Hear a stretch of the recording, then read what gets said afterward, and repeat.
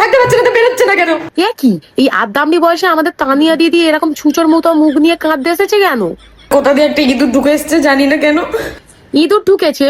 नहीं मैं गाली नहीं दे सकता। नहीं गाली नहीं देना। এত বেশি ট্রমাটাইজ হয়ে গেছি, এত বেশি ভয় পেয়েছি আমি। আমি শুধু ভাবছি ইঁদুরের কথাটা, সেই ইঁদুরটা কতটা পাপ করেছিল, তারপর সে এর মতো আদ্দামড়ির সাথে লাগতে এসেছে। মানে ইঁদুরের থেকে এমন কান্না কে করে ভাই? আমি ভাই পার্সোনালি ইঁদুরকে দেখলে খুব ভয় পাই, কিন্তু বিশ্বাস কর এর মতো এরকম কুমিরের কান্না কাঁদি না। সন্ধ্যে দিয়ে ওকে এতবার করে খুঁজলাম, খুঁজে যাচ্ছি মানে পাচ্ছি না খুঁজে। ঠিক আছে আচ্ছা, সন্ধ্যে থেকে ও ইঁদুরকে মরণ খোঁজা খুঁজছে, কিন্তু তাও ইঁদুরটাকে খুঁজে পাচ্ছে না। ইঁদুরটাকে তুমি খুঁজে পাবে কি করে দিদি? ইঁদুরটা তো অলরেডি তোমার ওই মরা কান্না থেকে সে আগে ভয়তে গিয়ে লুকিয়েছে তার জীবন বাঁচানোর জন্য।